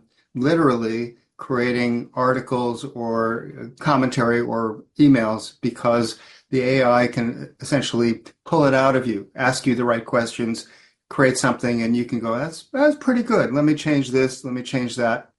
And then our CRM system, the Sunshine Island app, makes it easy to send out to your list. Anyway, that's my favorite exciting thing, make it easier for you to succeed. So. And it's not just like, if I go to ChatGPT and say, hey, write an article on, I don't know, architecture or something, it's usually very general and broad because, the good thing about the way Eric set up this one is it prompts you on certain questions so that it forces you to get very specific and put in your knowledge and your ideas into the system. And once it's extracted your head and your thoughts and your opinions by asking the right questions, it then goes and writes an article which is relevant for you. So it's not just a generic broad ChatGPT type article. It's very specific because it's done a wee bit of research on inside your head first. Okay. I see Amy saying it's loud here at the office, so won't open the mic, but thanks for this in-depth review of the SIX program. Gives me a lot to think about. Biggest takeaway is the need for a CRM system and providing resources to potential clients. Yeah. What is a CRM? Very briefly, it's a way to stay in touch with the right people, like not only potential clients, your past clients, your referral sources like contractors or real estate agents or engineers, anyone, financial advisors who who could refer. How do you stay in touch with them? How do you keep track of the people you've sent a proposal to 2 months ago and they said, not right now, we'll think about it. How do you stay in touch regularly? Make it easy to keep track of everything.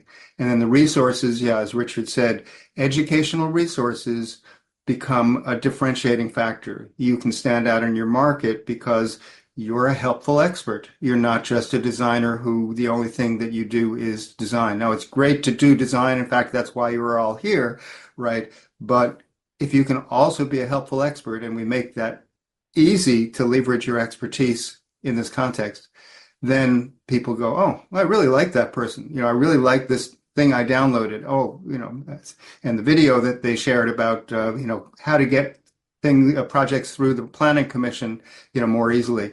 Oh, that was very interesting because I've heard nightmare stories and they had some interesting things to comment about that. So anyway, Amy, thank you for your comments, and we look forward to talking to you on a game plan call and working with you if and when the time is right. So, Margaret, you're in your residence or your office right now. Do you have anything to share now that you can put on the mic?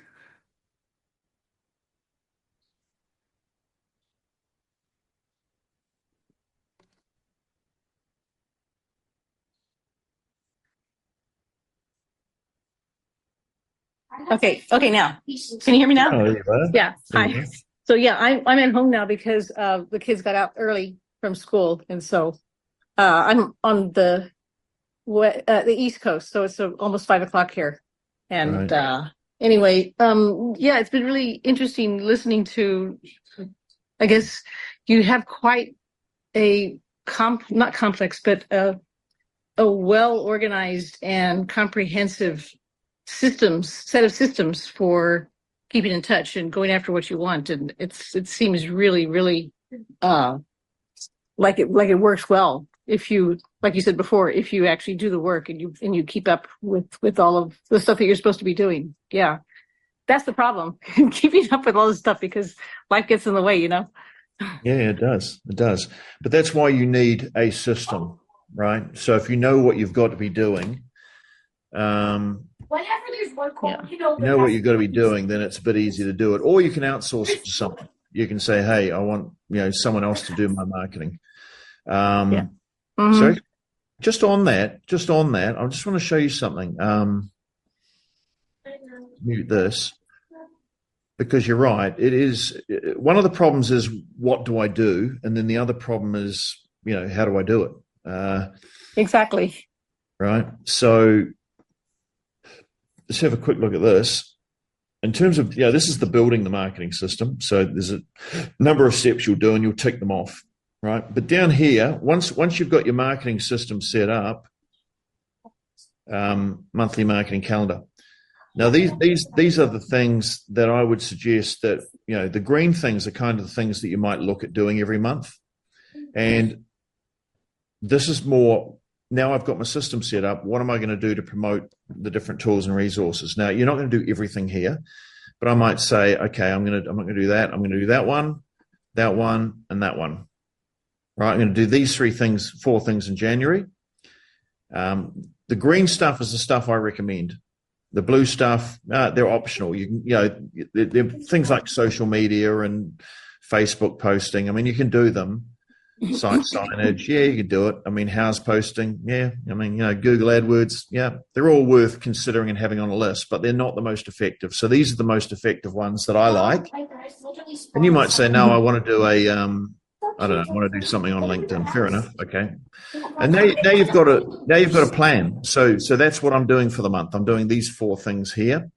And if you go, well, how do I do them? Well, I'll go over here. I can watch the video on LinkedIn. Here's a video on what to do for that particular thing here. Right? They're all in the training, all these things, and I'm going to do these things. In February, I might do that one, and I'm going to do something else. I'm going to do that one. Great. Okay, now I've got a plan.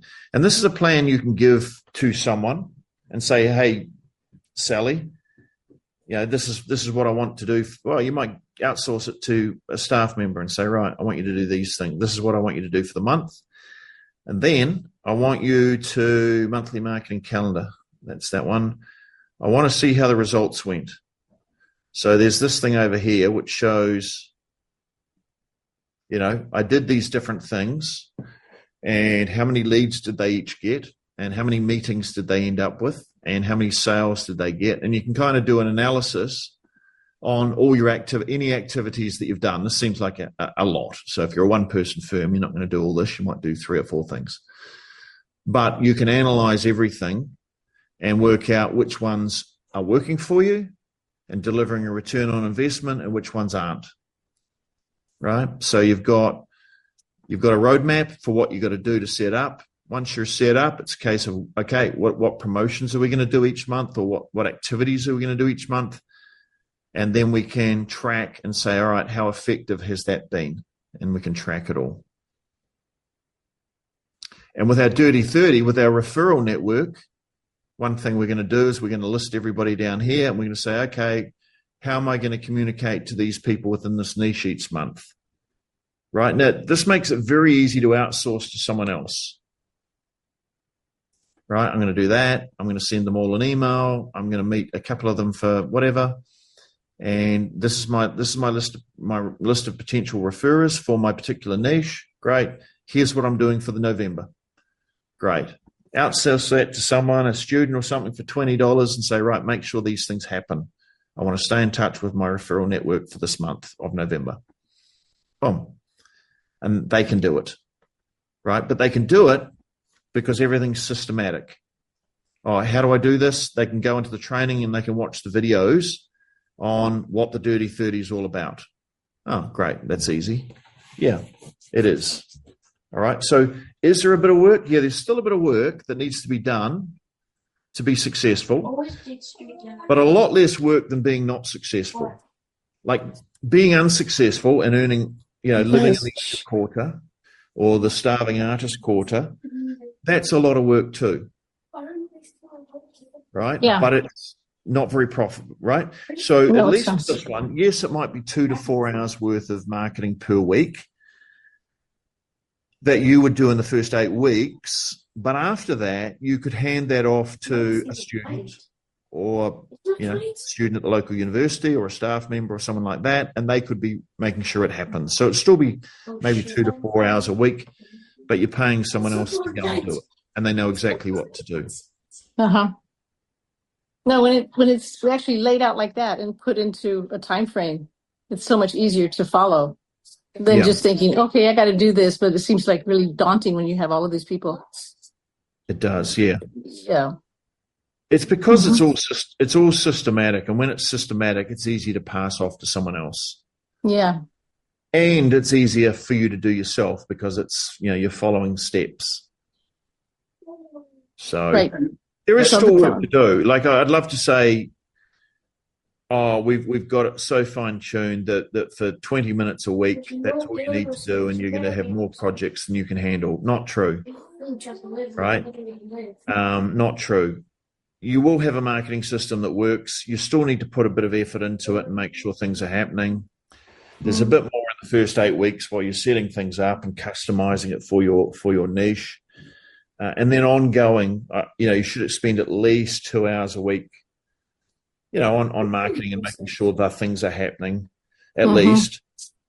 But ideally 3 or 4 hours. I mean, you're running a business, and any business needs marketing is a pretty key part of business. Even though architects just want to do their design, unfortunately, you are running a business. Right. And it does require, but it doesn't mean that you need to be doing it. You can outsource it to someone else. Right. And I don't have to do it like all in one day, right? I could break it up in the week. Yeah. No, that's right. Yeah. So I'm going to point out one thing, Richard. It's obvious there's a system.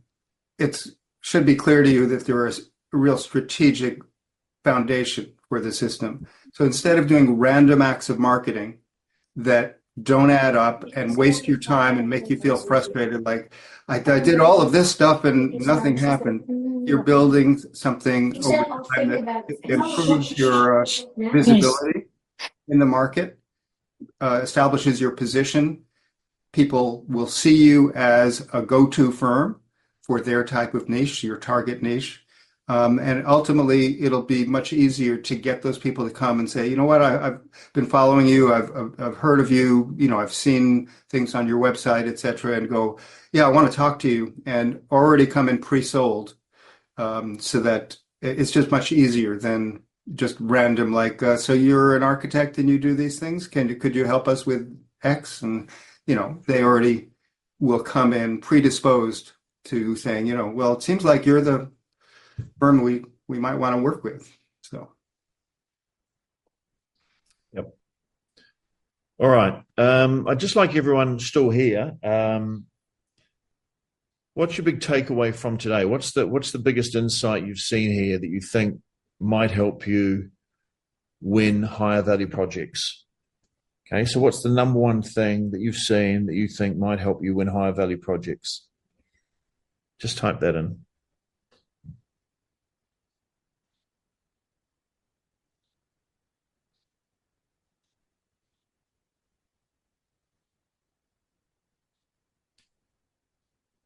Right, Carl says define our niche. Yeah, that's quite good, Carl, because that's kind of where it all starts.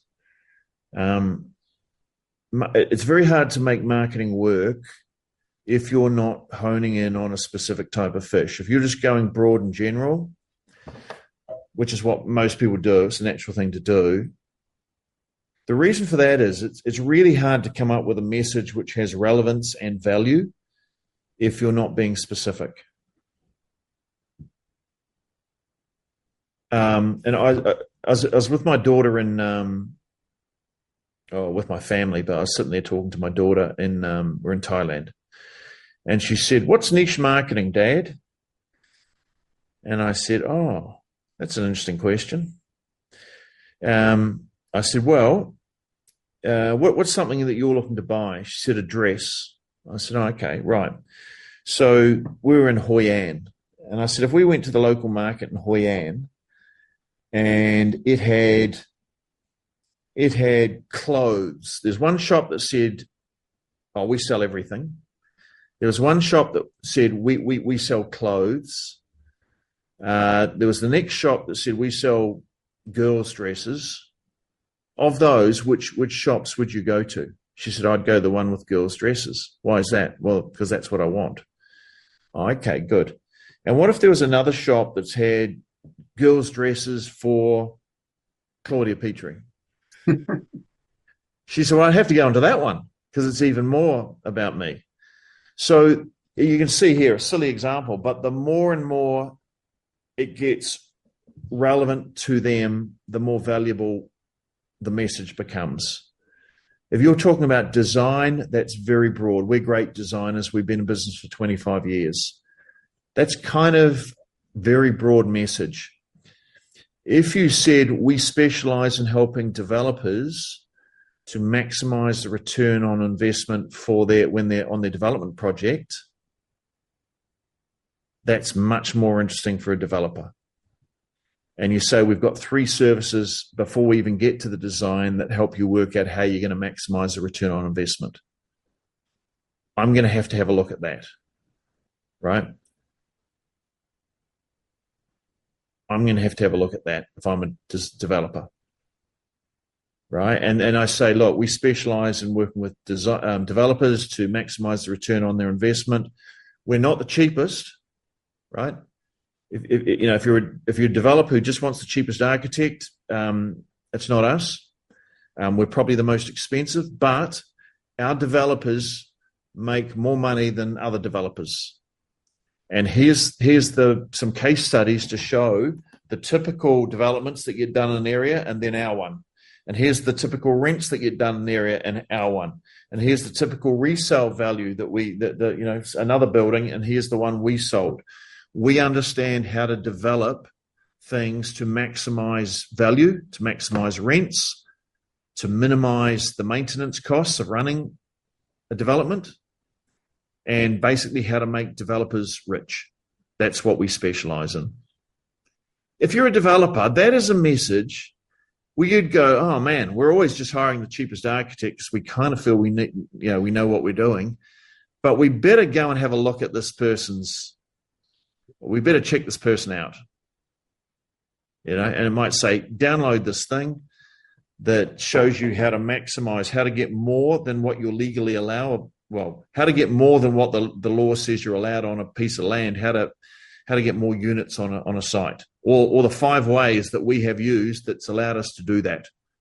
I'm going to want to get a copy of that if I'm a developer, right? Now, Mr. and Mrs. Smith looking to renovate their house, they're not interested in that, but that's not my target market.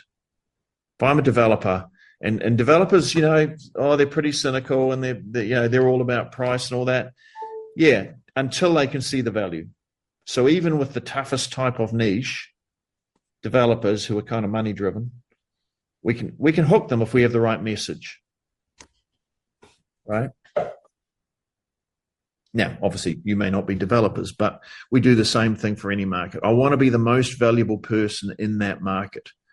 So we're going to pick and as Carl says, step number 1, pick the niche. Once we pick the niche, everything reverse engineers back from there. Your whole marketing system will reverse engineer back from there, right? Like, it's not rocket science. Once you've been doing this for 6 months, it'll take a wee while for you to get your head around the new thinking and the new approach, I guess. That's what a lot of people say, between 3 and 6 months. They go, oh, the penny's dropped. I'm now starting to think like a marketer. It will be different to the way you're thinking now, but it will lead to making it easier for you to win and attract higher value projects, because you're able to communicate your value better, which means they're more likely to want to come to you and talk with you, which means you got a chance to convert them into something. And it's a bit of a numbers game. The more people that come to you with higher value projects, and if you've got a good process, which we give you a good process for converting them, you're not selling them into design, you're just selling them into pre-design research, which is much easier to do. It's much easier to move them into a $2,000 to $10,000 pre-design research service than it is to sell them a $50,000 or $100,000 design service. So, but once they're in, they're in. It's easy. Once they're in, once they pay you that $2,000 or $5,000, the project is yours to lose. So all these little things just help you win higher value projects, because that's what we're going to focus on creating value for and honing in on, Eric. So there are a bunch of comments, people's takeaways. So we should probably go through that a little bit. To Terrence's referrals and jumping into the right network that suits your niche. Absolutely. And Margaret says, keeping connected to the sources that know my work and will talk to others. Erica says, wish I had to go, but most struck by referral systems and ways to become a thought leader. And Terrence says, that's the best example you've given so far. So Terrence, you want to just open your mic and just which one are you referring to? The thing with the developers and maximizing ROI?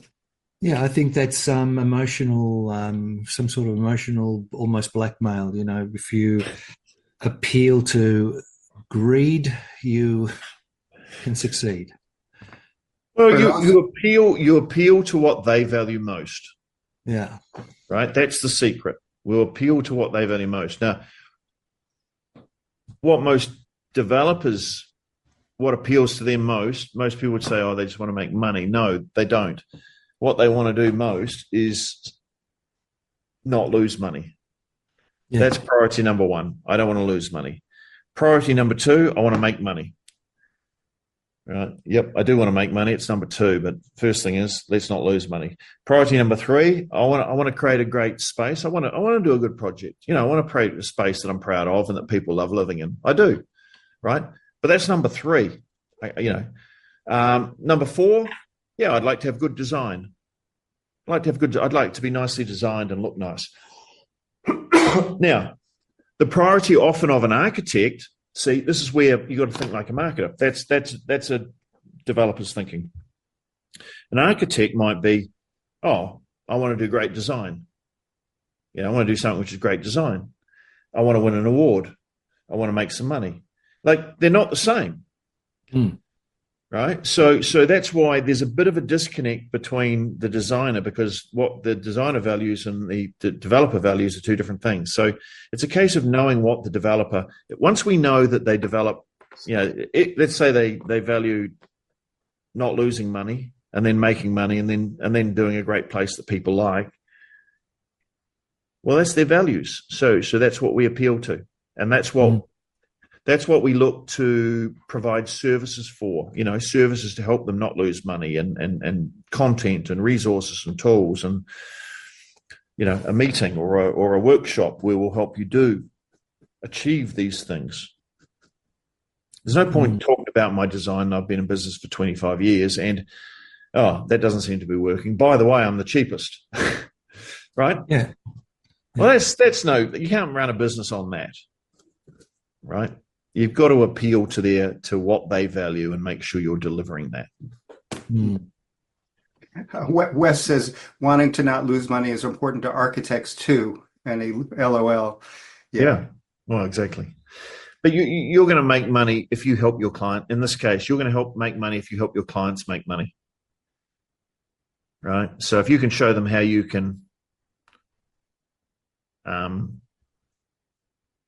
do that. Yeah, look, with value selling, so Carl's obviously, you've obviously studied a lot and done a lot of stuff, Carl, value-based selling.